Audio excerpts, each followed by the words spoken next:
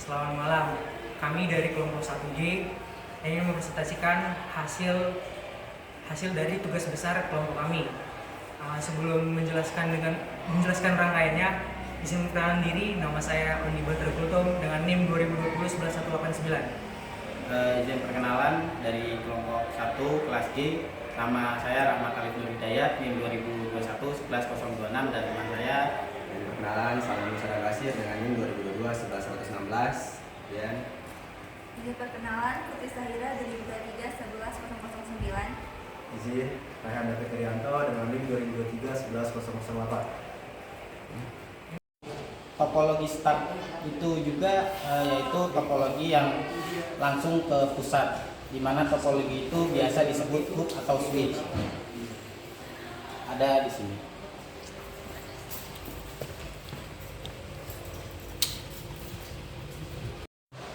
Untuk kelebihan topologi start, pertama, mudah untuk dikembangkan.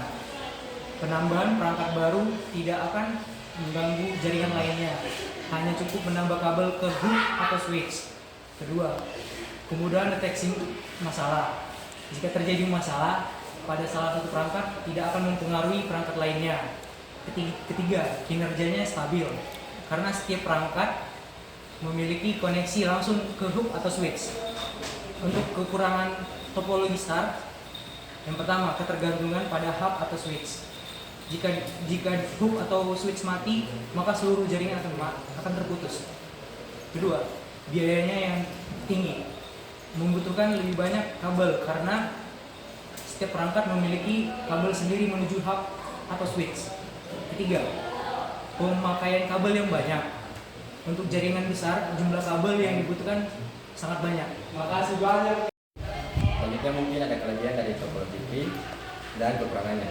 Di mana pertama itu sangat fleksibel, yaitu mendukung ekspansi jaringan karena memungkinkan penggabungan beberapa topologi star dalam satu jaringan.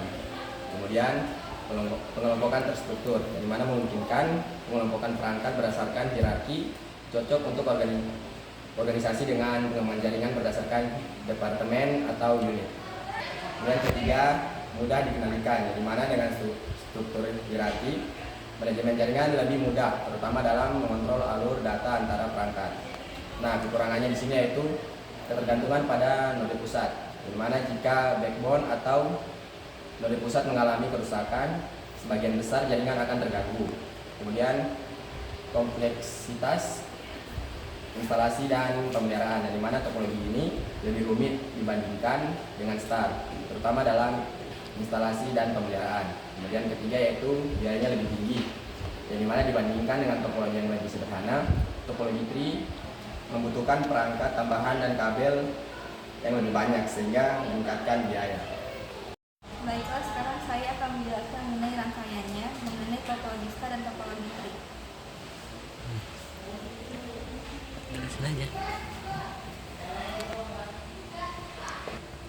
Jadi di sini kita menggunakan 3 buah server, yaitu server yang kelas C, yang di atas dan juga yang di bawah, dengan server kelas A.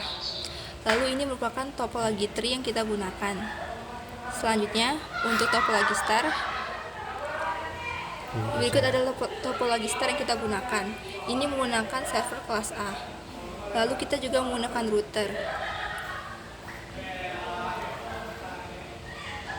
Selanjutnya untuk cara kerja, kita menggunakan beberapa komponen seperti switch, server, dan router.